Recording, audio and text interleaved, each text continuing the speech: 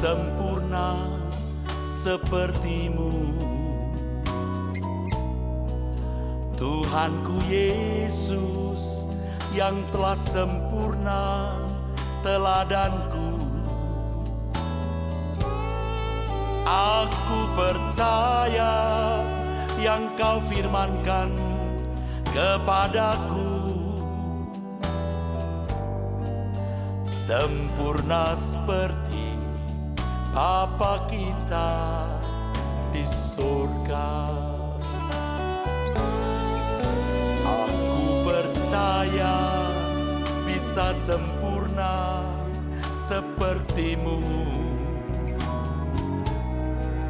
Tuhanku Yesus yang telah sempurna teladanku. Aku percaya yang kau firmankan kepadaku, sempurna seperti Bapa kita di surga.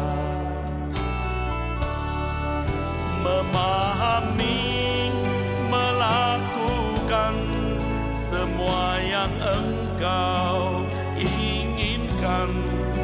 Ku mau setia memenuhi rencanamu. Tuhan tahu ku tak mampu dengan kekuatan sendiri. Kau memberi kuasa agar ku bisa sempurna.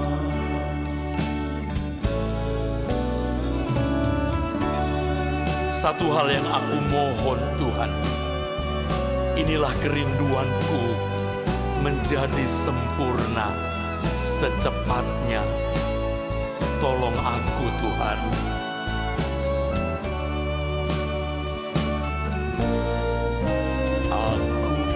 Saya bisa sempurna sepertimu.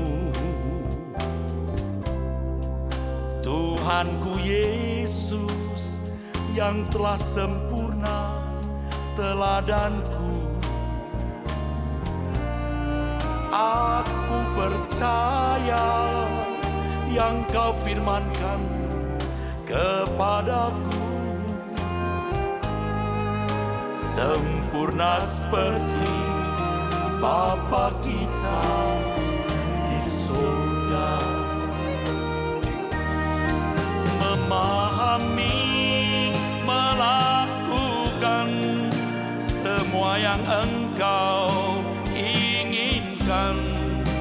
Ku mau setia memenuhi rencanamu. Tuhan tahu ku tak mampu dengan kekuatan sendiri. Kau memberi kuasa agar ku bisa sempurna. Memahami, melakukan semua yang Engkau inginkan. Ku mau setia memenuhi rencanamu. Tuhan tahu ku tak mampu dengan kekuatan sendiri. Kau memberi kuasa agar ku bisa sempurna.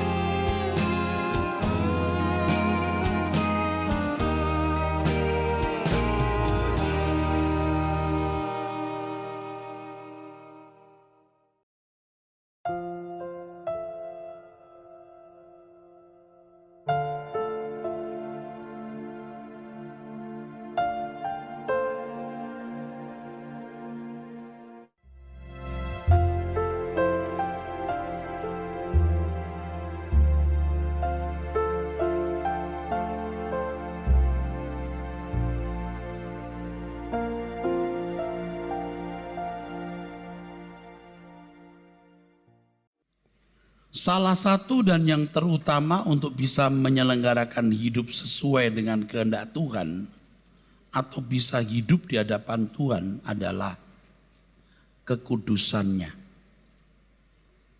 Ini penting, sangat penting. Kuduslah kamu sebab aku kudus. Mengapa Tuhan menghubungkan kekudusannya dengan kekudusan kita? Sebab Tuhan hendak bersekutu dengan kita. Alkitab katakan dalam 1 Korintus pasal 6 ayat 17 bahwa kita bisa menjadi satu roh dengan Tuhan.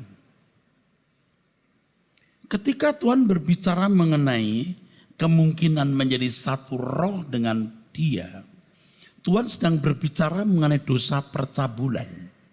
Orang yang melakukan percabulan dengan perempuan-perempuan yang menjual diri itu menjadi satu daging. Tetapi orang yang mengikatkan diri dengan Allah menjadi satu roh dengan Dia. Dalam 2 Korintus pasal 6 ayat 17 sampai 18. Ini ayat penting yang harus dibaca.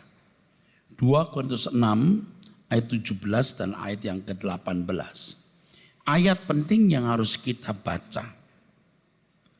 Jadi jangan berpikir bahwa kalau darah Yesus sudah menguduskan berarti kita sudah bisa memiliki hubungan yang harmoni dengan Tuhan. Tak henti-henti saya menjelaskan bahwa salib ini memindahkan status.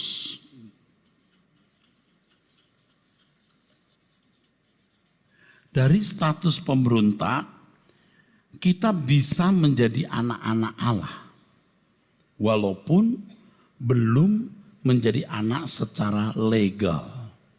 Masih menjadi notos. Hanya memindahkan status tapi tidak mengubah keadaan. Anak tapi belum sah. Lalu kita mau dijadikan huios atau pangeran. Kalau darah Yesus menguduskan, artinya semua dosa yang kita harus pikul telah Dia pikul dan kita dianggap tidak bersalah. Tetapi keberadaan kita dengan karakter dosa atau watak dosa itu belum otomatis berubah. Kita yang bertanggung jawab untuk mengubah diri oleh pertolongan kasih karunia Allah yaitu melalui Injil dan Roh Kudus. Baca Pak. Sebab itu keluarlah kamu dari antara mereka dan pisahkanlah dirimu dari mereka, firman Tuhan, dan janganlah menjamah apa yang najis, maka aku akan menerima kamu. Dan aku akan menjadi bapamu, dan kamu akan menjadi anak-anakku laki-laki dan anakku perempuan. Demikianlah firman Tuhan yang Maha Kuasa. Jadi Bapak Ibu, penumpahan darah Yesus membuat Allah Bapa menerima kita tanpa melihat keberadaan kita. Yaitu ketika kita belum dewasa. Kita diterima dan diberi meterai Roh Kudus. Meterai tersebut sama dengan tanda perjanjian. Agar kita mulai saat mendapat meterai Roh Kudus, kita mau belajar menjadi murid, agar kita bisa mengenakan kodrat ilahi atau mengambil bagian dalam kekudusan Allah. Kudus bukan hanya berarti kita tidak memiliki keadaan sebagai pemberontak. Tetapi kudus berarti kita berkeadaan seperti Tuhan. Berkarakter seperti Tuhan. Karakter yang dikehendaki tentu adalah karakternya Yesus. Supaya kita bisa mengimbangi Tuhan. Mengimbangi Allah. Tuhan tidak mungkin bisa bersekutu atau berjalan bersama dengan orang kejam, bengis, tidak jujur, tidak bisa mengendalikan nafsu, dan berbagai karakter buruk lainnya. Tuhan tidak mungkin berjalan dengan orang pelit yang tidak memperdulikan kebutuhan orang lain. Jadi kalau orang berwatak buruk seperti yang saya singgung ini, saya sebut-sebut kejam, bengis, tidak jujur, tidak mengendalikan nafsu, dan berbagai karakter buruk lainnya, sebenarnya beragama pun juga percuma. Dia beragama tapi tidak bertuhan. Kalau sampai dia bisa bertuhan, maka Tuhan yang dimiliki itu Tuhan yang sekarakter atau sewatak dengan dia.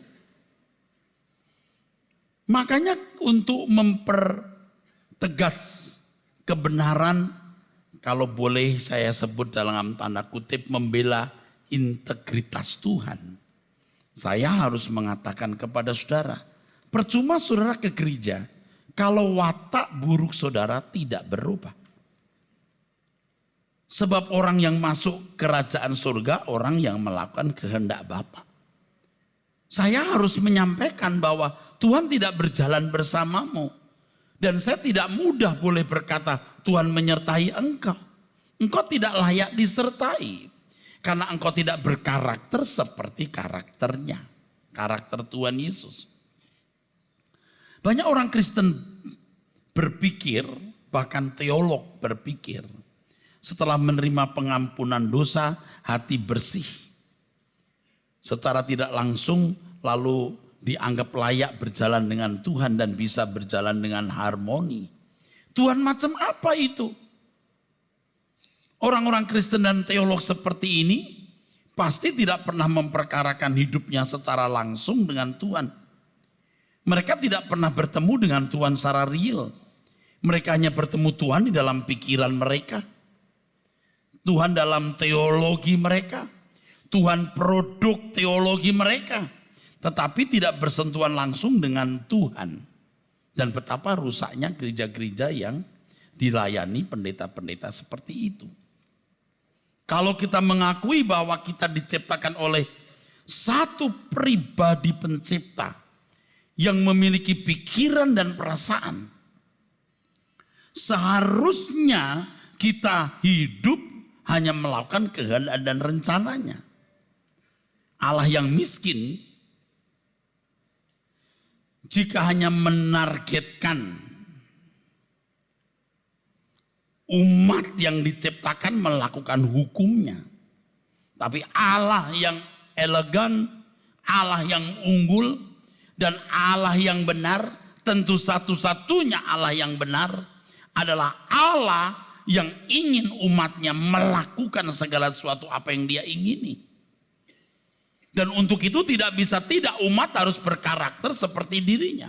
Sehingga hal melakukan apa yang dia ingini bukan sebagai hukum, tapi sebagai keberadaan. Saudara pun juga pasti tidak suka kalau punya bawahan melakukan suatu pekerjaan hanya karena perintah. Dia harus bisa mengikuti irama kita. Tanpa kita pun semua berjalan dengan baik.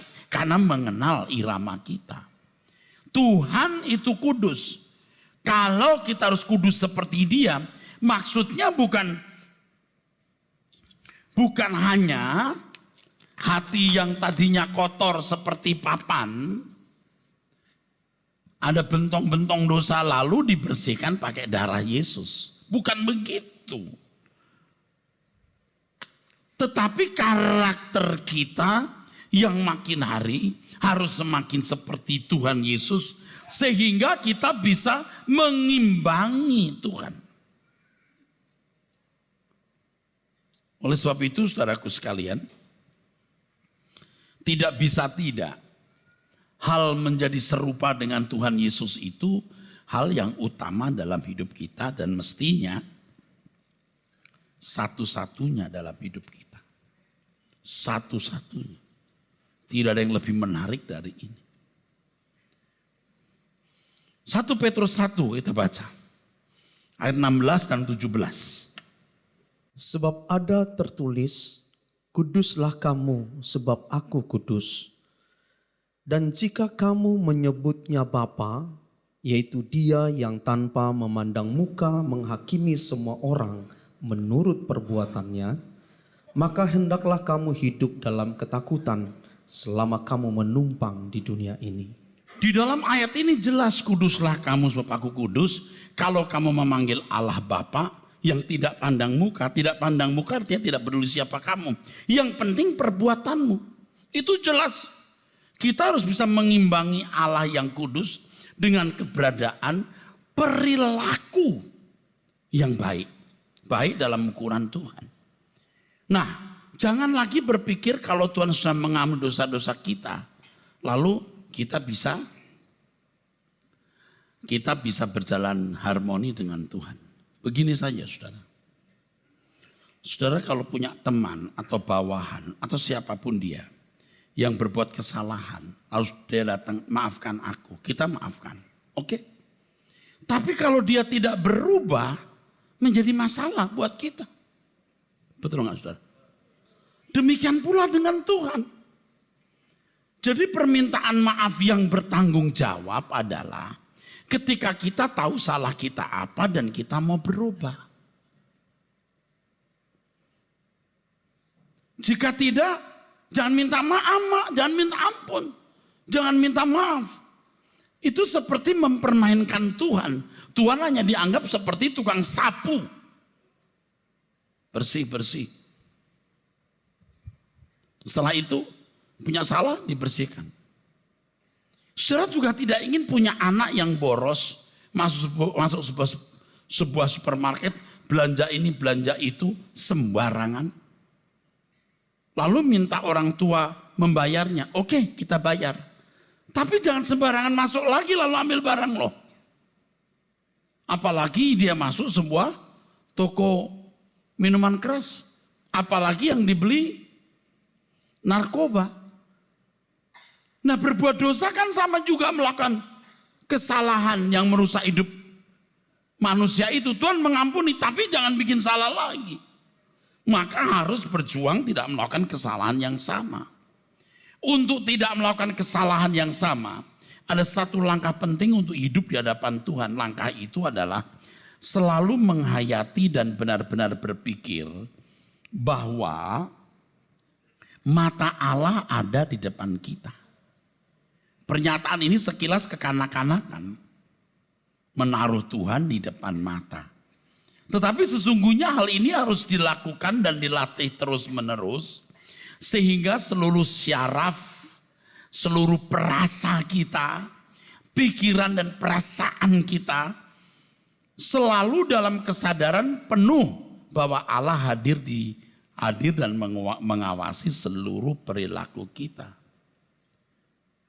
Kan di dalam acara-acara TV ada namanya candid camera ya, candid camera. Kamera yang dipasang orang tidak tahu ada kamera itu.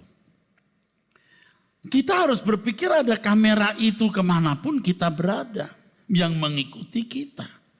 Termasuk gerak pikiran perasaan kita.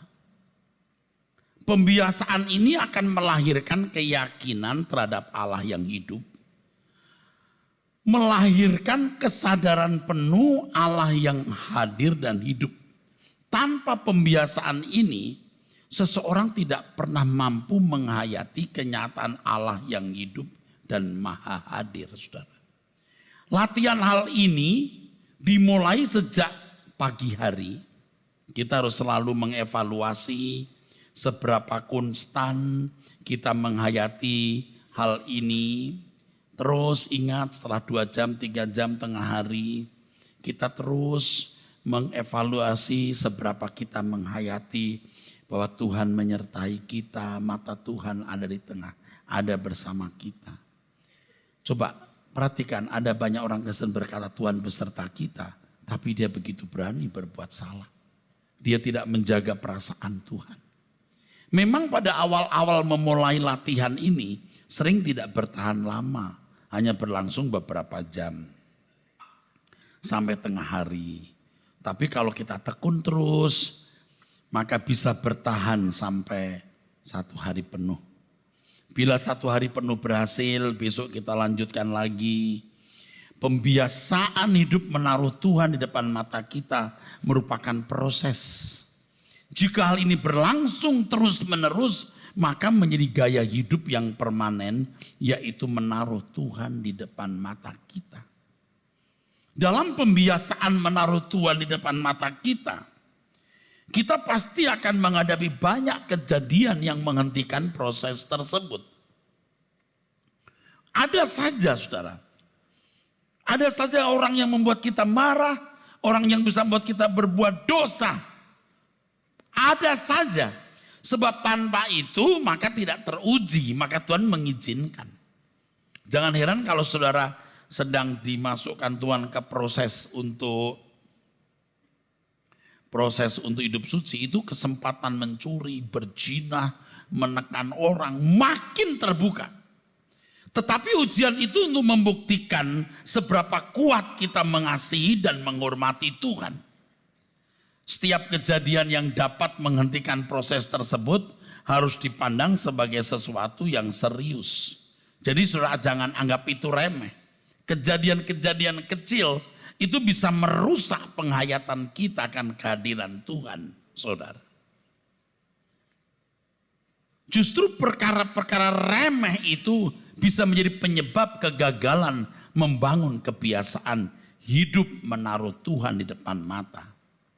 Yaitu ketika kita menganggap godaan yang dapat menghentikan proses itu sebagai hal sepele. Jangan anggap itu hal sepele. Kita harus memandang bahwa segala sesuatu tidak berarti jika dibanding dengan persekutuan dengan Tuhan dalam kehidupan yang berkenan di hadapannya. Nanti saudara akan melihat itu ujian-ujian itu makin berat. Ujian-ujian itu akan makin nyata. Ujian-ujian itu makin berat. Dari perkara sederhana sampai perkara-perkara besar. Saudara berpikir bahwa itu kebetulan? Tidak. Tuhan mengizinkan, saudara. Kalau saudara berprinsip seperti yang saya ajarkan ini, maka saudara-saudara sekalian akan bisa lebih hidup suci. Saya mengatakan ini karena saya mengalami. Saya menulis ini kan bukan karena saya membaca buku orang. Saya tulis karena saya mengalami bagaimana saya bisa menjaga kesucian. Makanya saya tulis satu lagu, Ku Taruh Tuhan di Mataku. Ku taruh Tuhan di mataku, Engkau Allah Maha hadir di hidupku, agar hatiku takut yang kudus, menghormatimu dengan tulus. Dunia yang gelap ku jalani,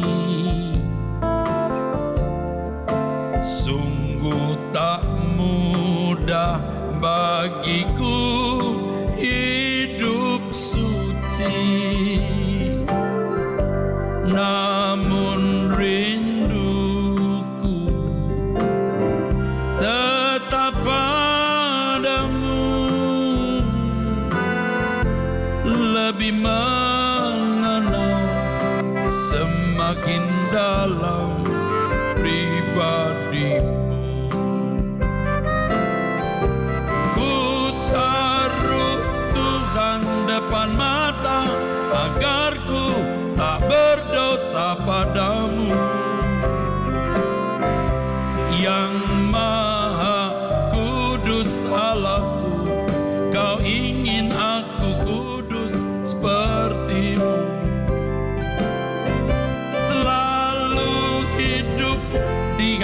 hadapan-Mu dalam kebenaran yang sejati, menghormati kesucian-Mu sampai di kerajaan-Mu nanti. Ku taruh Tuhan, ku taruh Tuhan depan mata, agar ku tak berdosa padamu. Yang Maha Kudus Allahku, Kau ingin aku kudus seperti-Mu. Selalu hidup di hadapan-Mu dalam kebenaran yang sejati, menghormati kesucian-Mu sampai di kerajaan-Mu nanti. Ku taruh Tuhan, ku taruh Tuhan depan mata, agar ku tak berdosa padamu. Yang Maha Kudus Allahku, Kau ingin aku kudus seperti-Mu. Selalu hidup di hadapan-Mu dalam kebenaran yang sejati, menghormati kesucian-Mu sampai di kerajaan-Mu nanti.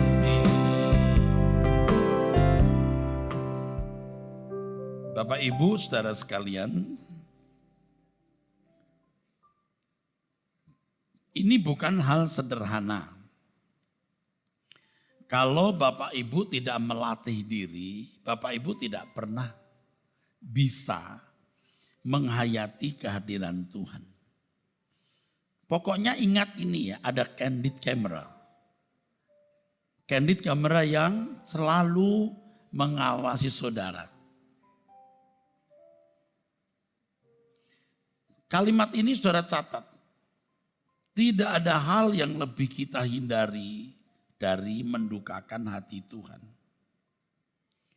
Jadi segala sesuatu yang kita lakukan, kita pikirkan, harus kita pertanyakan, harus kita perkarakan.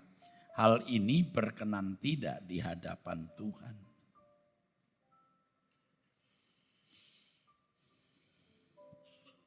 Ayo lakukan ini. Saudara kalau tidak membiasakan diri, aduh sembarangan nanti. Bercanda sembarangan, ngomong sembarangan, melihat segala sesuatu sembarangan. Dari jauh saya lihat ada wanita cantik, kelihatan mulus, pakai baju tidak senonoh. Tapi nggak jelas. Kalau dulu kan makin dekat kita pengen mau lihat kayak apa ya. Tapi kalau sekarang kita mulai belajar menaruh Tuhan depan mata kita tidak perlu melihat.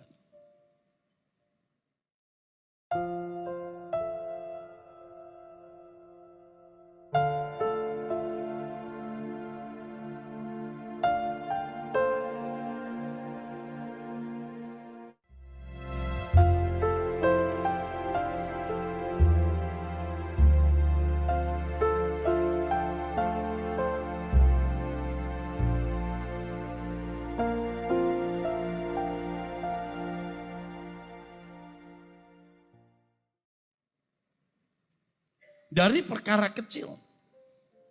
Waktu kita tidak dilayani secara patut oleh seseorang. Di hotel atau di mana. Sering watak asli kita keluar. Watak lama kita, apalagi kalau kita punya uang, kita punya posisi, kita kenal pejabat tinggi. Seakan-akan kita mau berkata, lu mesti kenal siapa gua. Kita tidak memperhatikan, tidak memperhitungkan perasaan Tuhan. Dalam segala hal. Ini bukan hal sederhana. Ini harus dibiasakan.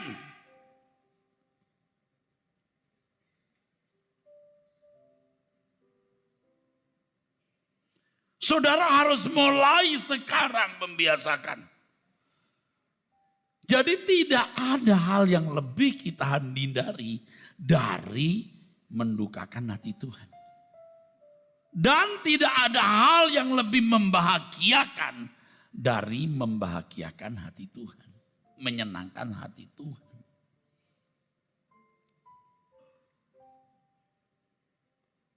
Makanya lagu ini saya tulis.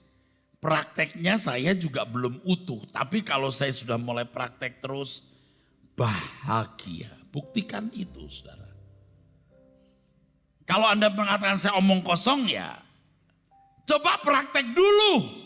Benarkah yang saya katakan ini?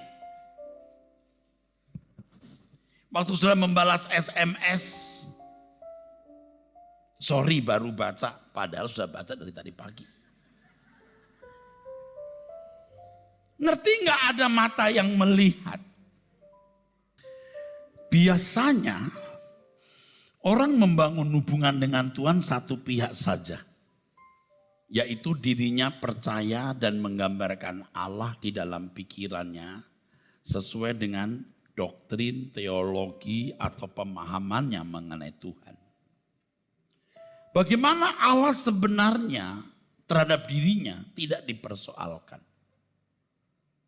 Kalaupun dipersoalkan itu di atas kertas dalam bentuk doktrin atau dalam bentuk keyakinan di dalam pikiran.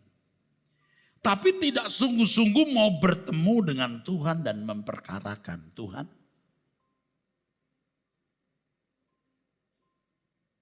Apa yang kau rasakan tentang diriku?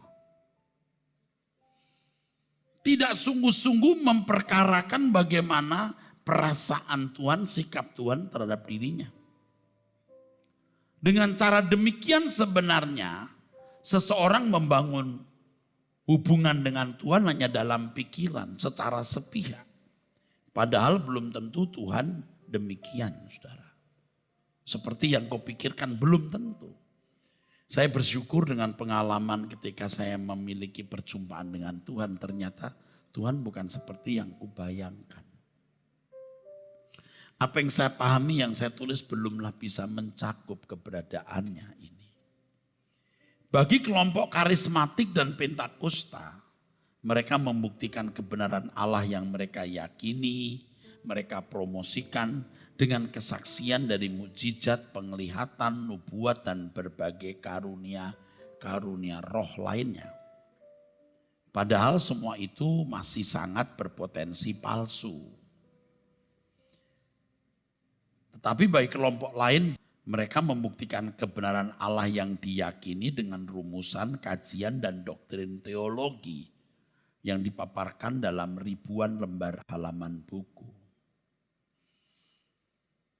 Bagaimana kita membuktikan kebenaran Allah yang bersangkut paut dengan hidup kita? Bagaimana seharusnya kita menghayati keberadaan Allah itu? Pengalaman pribadi dengan Allah harus dibangun melalui doa pribadi. Dan melalui perjumpaan, melalui atau lewat segala pengalaman dan peristiwa hidup. Bukan hanya lewat karunia roh atau tidak cukup dengan doktrin dalam nalar. Kalau Allah diyakini hidup, Allah itu ada, mestinya bisa dirasakan dan dialami secara real. Itu yang saya ajak saudara berusaha. Saya mendorong saudara. Kita harus menyediakan diri menjumpai Dia secara khusus dalam ruangan tertutup dan waktu yang cukup. Ini tidak mudah loh. Untuk bisa bertahan di kaki Tuhan bertahan lama, itu enggak gampang. Tentu dalam bukan hanya berapa panjang waktunya, tapi juga kualitas waktunya, saudara. Maka ruangan tertutup yang tidak terganggu oleh apapun, bunyi telepon juga tidak, ketok pintu juga tidak. Ini perjumpaan yang sangat khusus dengan Tuhan, saudara. Lakukanlah ini, saudara. Fair sekali, cengli sekali. Saya tidak takut saudara menjadi hebat bagaimana. Saya tidak khawatir saudara menjadi pintar bagaimana. Temui Tuhanmu. Untuk itu kita harus memiliki niat yang tulus dan kuat. Tulus dan kuat. Tadi sudah saya ajarkan, saya bagikan kebenaran, harus percaya dengan benar dan Allah layak dipercayai. Artinya walaupun tidak kelihatan, walaupun seperti tidak peduli, tetap kita mempercayai dia. Ia layak dipercayai seperti itu. Tepuk tangan. Dan ini yang membuat saudara akan sanggup bertahan lama di kaki Tuhan. Apalagi dengan niat yang tulus, niat yang kuat. Kalau ada niat yang kuat, maka seberapapun waktu yang harus disediakan tidak menjadi masalah. Niat kita juga akan menghalau kebosanan atau kejenuhan yang bisa timbul pada waktu kita duduk diam di kaki Tuhan. Kejenuhan dan kebosanan yang bisa timbul di dalam hati kita. Dalam hal ini sungguh-sungguh sangat dibutuhkan ketekunan, saudara. Tanpa ketekunan seseorang tidak akan menemukan Tuhan. Dalam niat menemui Tuhan, kita juga harus berprinsip bahwa tidak ada yang dapat memuaskan dan membahagiakan kita selain Tuhan. Jadi semua kesenangan, hobi atau apapun yang kita pandang kesenangan harus dibuang. Kita harus berkata, Tuhan, Engkau kebahagiaanku. Kalau hobi itu tidak mendatangkan berkat bagi orang lain, hobi itu tidak memuliakan nama Tuhan, hobi itu hanya menyenangkan hati, atau apalagi hanya untuk kebanggaan. Apakah hobi koleksi jam tangan, arloji, hobi naik motor besar biar bangga. Itu sudah bukan bagian kita. Kalau kita masih punya hobi-hobi begitu, lapar haus kita akan Tuhan kurang, saudara. Kita dapat mengembangkan rasa haus dan lapar akan Tuhan dalam diri kita ketika kita menanggalkan semua kesenangan.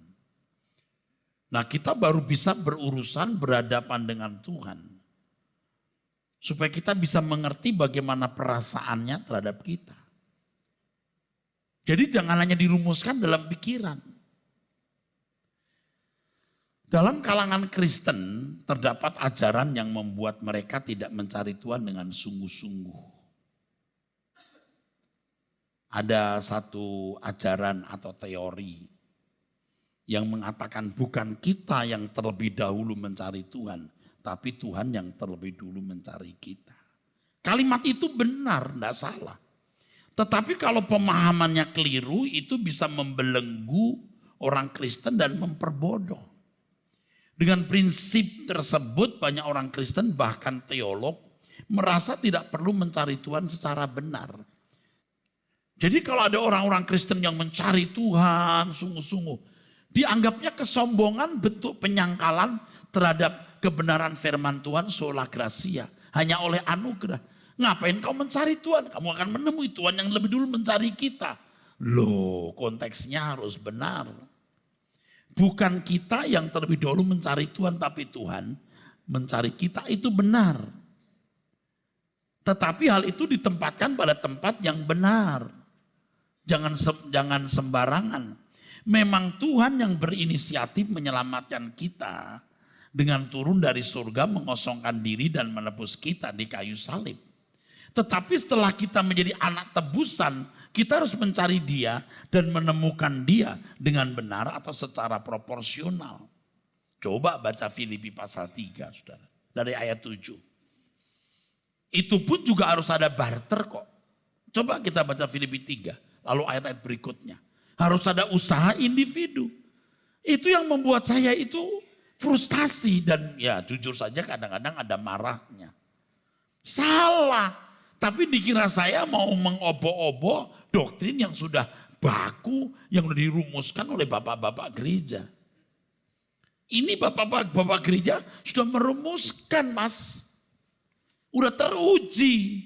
Oh, aku setuju. Bapak-bapak gereja itu berprestasi pada zamannya. Dan yang bisa memperbaharui gereja. Kita harus melengkapi, jangan hanya berkutat di doktrin teologi mereka. Teolog-teolog hebat lahir di Eropa, benar. Reformator-reformator hebat di Eropa. Kita harus meneruskan. Buktinya apa? Hari ini Eropa jadi kafir. Kita harus melengkapi. Siapa lu? Loh, ya terserah kita dianggap sombong. Kan waktu yang menguji. Kan makin tahun itu kebenaran makin luar biasa, kan Alkitab mengatakan makin dibukakan. Lo jangan berkutat di doktrin atau premis, asumsi masa lalu. Masa lalu itu tidak bisa dipisahkan dari kita. Karena mereka kita ada hari ini. Betul. Tapi ke depan kita bertanggung jawab untuk merubah generasi kita. Dan ke depan. Gak boleh berhenti di doktrin, premis, asumsi masa lalu. Ini tidak bermaksud menyaingi tokoh-tokoh teolog masa lalu. Tidak bermaksud begitu. Siapa kita loh kok mau nyaingi. Enggak lah. Kita juga bukan mau jadi orang besar. Tapi kita merasa, kita mengalami bahwa perlu sebuah revolusi, reformasi, apapun namanya, untuk memulihkan gerejanya. Nah faktanya kita sadar kita salah setelah kita mendengar firman ini. Katakan amin. Faktanya Eropa jadi kafir. Ada yang salah loh.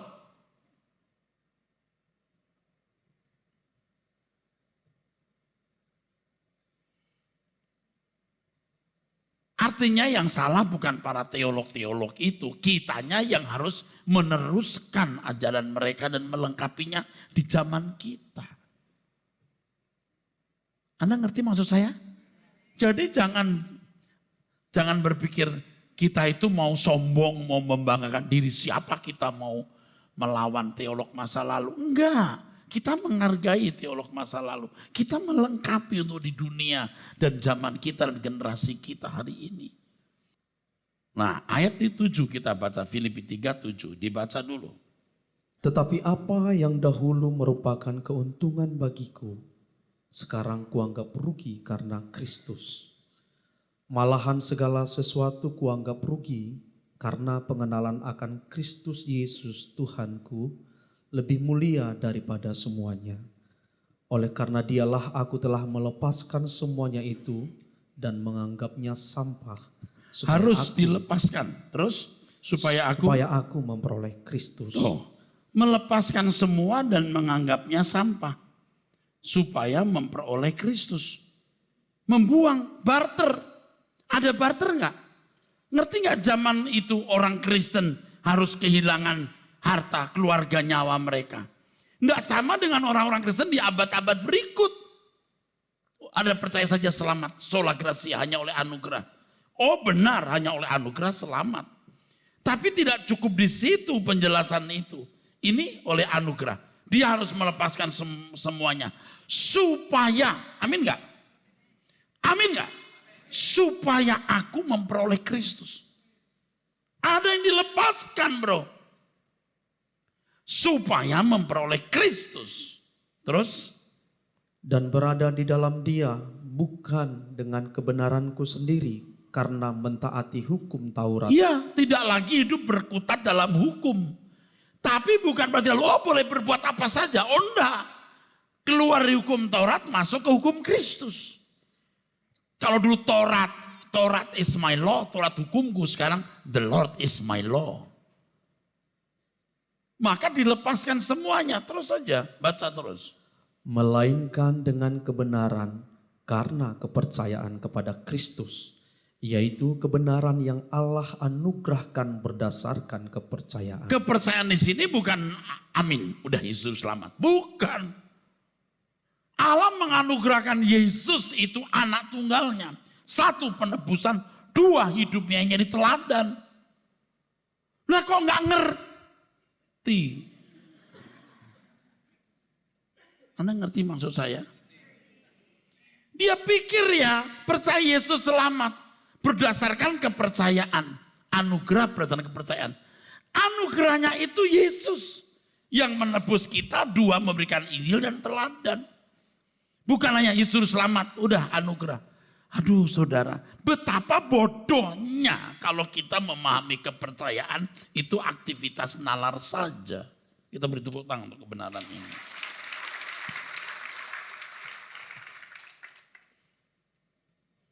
Oke, teruskan. Yang kukehendaki ialah mengenal Dia dan kuasa kebangkitannya. Emangnya bisa mengenal Tuhan dengan sendirinya? Nggak bisa, you baca Alkitab. Kalau dulu Martin Luther mencetak Alkitab, kalau zamannya hanya para padri dan rohaniwan yang boleh baca Alkitab, jemaat awam tidak boleh. Sekarang kita punya banyak Alkitab. Emangnya diem? Enggak, belajar. Kita bersyukur ada Martin Luther, itu bapak gereja reformator yang agung. Yang nanti di surga bisa menjadi tempat yang luar biasa. Tapi tidak berhenti sampai di Alkitab ditulis, Alkitab dipelajari. Kalau perlu saudara bisa bahasa Yunani. Kalau perlu, kalau enggak ya serahkan saya jelaskan. Tapi Pak Eras sudah dipercaya enggak? Nah, sekarang saudara belajar berubah enggak? Itu dulu, berubah enggak hidup saudara?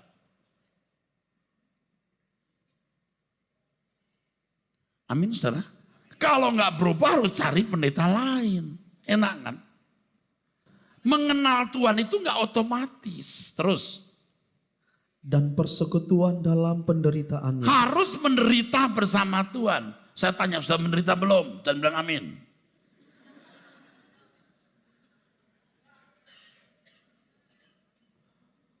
Sudah menderita belum buat Tuhan Yesus? Terus Pak. Di mana aku menjadi serupa dengan Dia dalam kematian. Serupa dengan di dalam kematian itu hidup sepenuhnya untuk Tuhan. Itu maksudnya. Untuk kepentingan Dia. Terus. Supaya aku akhirnya beroleh kebangkitan dari antara orang mati. Oke. Arahnya kebangkitan. Terus. Bukan seolah-olah aku telah memperoleh hal ini atau telah sempurna. Ya Paulus bilang belum sempurna. Masa aku bilang sudah sempurna. Kita harus sempurna itu bukan berarti sudah sempurna. Ngerti enggak? Terus. Melainkan aku mengejarnya. Terus. Kalau aku dapat juga menangkapnya. Mengapa? Karena aku pun telah ditangkap oleh Kristus Yesus. Dia menangkap aku tangkap dia. Jadi jangan berkata bukan kita yang mencari Tuhan, Tuhan mencari kita. Kalau agama, manusia yang mencari Allah. Ada garis dari bawah ke atas, lu nggak akan ketemu. Oh, ini kan doktrin begitu teolog-teolog. Kalau kekristenan dari atas ke bawah. Iya, lalu ya udah gitu aja. Loh. Bikin jemaat mati di situ. Ngerti nggak dulu? Kita kan diparkir di situ. Jangan. Banyak orang Kristen yang kehidupan rohaninya lumpuh. Sebab mereka merasa sudah mengenal dan memiliki Allah yang hidup. Padahal Allah yang dimiliki adalah Allah dalam fantasi. Sesungguhnya mereka tidak berurusan dengan Allah. Mereka hanya berurusan dengan Allah di dalam pikiran. Secara de facto sebenarnya mereka tidak bertuhan tapi hanya beragama. Saya itu sudah melewati hari-hari di mana saya berdoa Tuhan kasih mimpi ya malam ini. Tuhan bicara ya. Malamnya gak dapat mimpi. Oh itu sudah lewat. Besok lagi Tuhan berbicara beritahu kehendak-Mu Tuhan. Dan saya tidur, aduh mimpi ya. Besok bangun luar biasa gak mimpi. Piye toh Tuhan kok begini? Ya kamu harus cari aku. Terus kita cari sampai kita bisa mengalami Tuhan. Tidak heran ya kalau kelakuan sebagian orang Kristen yang hanya mengenal Allah secara fantasi itu tidak senonoh. Nyerang orang sembarangan, melukai orang sembarangan. Merasa sudah mengenal Tuhan Yesus. Sudah cukup. Orang bisa mengenal Presiden Donald Trump tapi tidak bersentuhan dengan dia kan. Anda baca Alkitab kenal Tuhan Yesus. Bersentuhan enggak? Nah itu masalahnya. Dan makin pinter itu orang, makin tidak berdoa. Percaya nggak saudara? Engkau percaya hanya ada satu Allah saja, iblis pun gemetar. Nah, banyak orang tidak memperkarakan sikap Tuhan terhadap dirinya. Mereka tidak memperdulikan secara proporsional bagaimana penilaian Tuhan terhadap dirinya. Mereka berkata, Tuhan mengasihiku, titik. Iya betul Tuhan mengasihimu, tapi kamu mengasihi dia enggak? Oh Allah mengasihiku, titik, benar. Tapi kamu mengasihi dia enggak? Dua alasan, kalau kamu enggak mengasihi dia, Allah tidak bekerja dalam segala hal untuk mengubah kamu. Dua, terkutuklah orang yang tidak mengasihi Tuhan. 1 Korintus 6 ayat 16 ayat 22. Seperti bangsa Israel, bukan mereka yang mencari Tuhan, tapi Tuhan yang mencari mereka. Tapi setelah Tuhan mencari mereka, mereka harus belajar hukumnya dan hidup sesuai hukum itu. Kita pun bukan mencari Tuhan, Tuhan yang mencari kita. Tapi setelah kita mencari Tuhan, setelah kita ditemukan Tuhan, kita harus mencari dia dengan mengerti kehendaknya dan melakukan kehendaknya. Oke. Memang bukan kita yang mencari Tuhan, Tuhan yang mencari kita. Seperti Tuhan mencari bangsa Israel. Tuhan yang datang berinisiatif menyelamatkan Israel. Setelah Israel diselamatkan, harus belajar hukum. Datang ke Sinai, diberi 10 perintah Allah. Mereka harus hidup sesuai dengan hukum itu. Sama kita, bukan kita yang mencari Tuhan. Tuhan yang mencari kita, mati di kayu salib, menebus dosa kita. Setelah Tuhan menebus dosa kita mesti mengenal dia. Karena dia hukum kita. Mengerti kehendak Tuhan dan melakukan kehendaknya. Kok hidupnya mau wajar seperti manusia lain? Udah Kristen. Allah mengasihi kita. Keselamatan bukan karena perbuatan baik. Ini yang membuat orang bodoh. Dan tidak mengerjakan keselamatan dengan takut dan gentar. Jangan bodoh. Kita harus cerdas. Dan ikut jalan Tuhan Yesus dengan benar.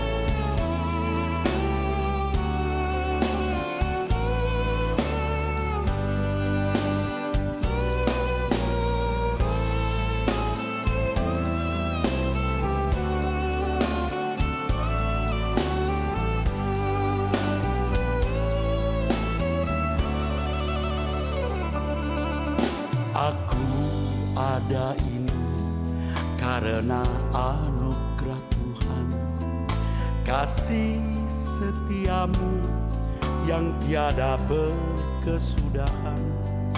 Tetes air mataku, sungguh kau yang pedulikan, hanya kau yang mengerti diriku Tuhan.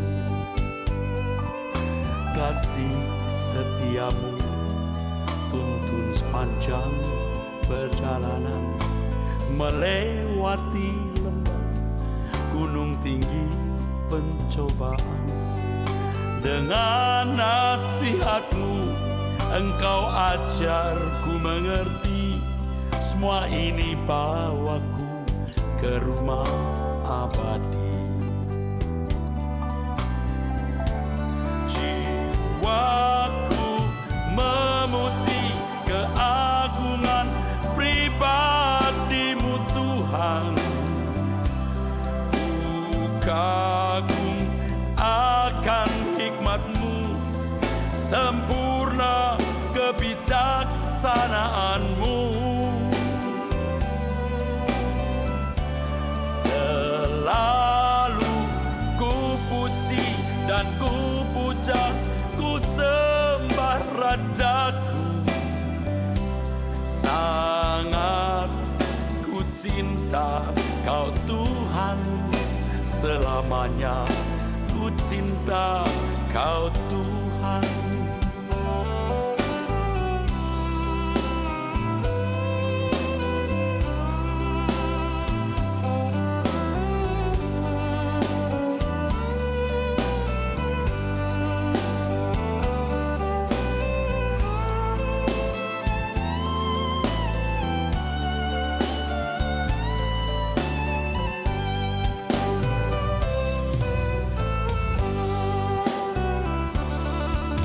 Kasih setiamu tuntun sepanjang perjalanan, melewati lembah gunung tinggi pencobaan. Dengan nasihatmu Engkau ajarku mengerti, semua ini bawaku ke rumah abadi. Jiwaku memuji keagungan pribadi-Mu Tuhan. Ku kagum akan hikmat-Mu, sempurna kebijaksanaan-Mu. Selalu ku puji dan ku puja, ku sembah Rajaku. Sangat ku cinta Kau Tuhan, selamanya ku cinta Kau Tuhan. Jiwaku memuji keagungan pribadi-Mu Tuhan. Kagum akan hikmat-Mu, sempurna kebijaksanaan-Mu. Selalu ku puji dan ku puja, ku sembah Rajaku. Sangat ku cinta Kau Tuhan, selamanya ku cinta Kau Tuhan. Sangat ku cinta Kau Tuhan, selamanya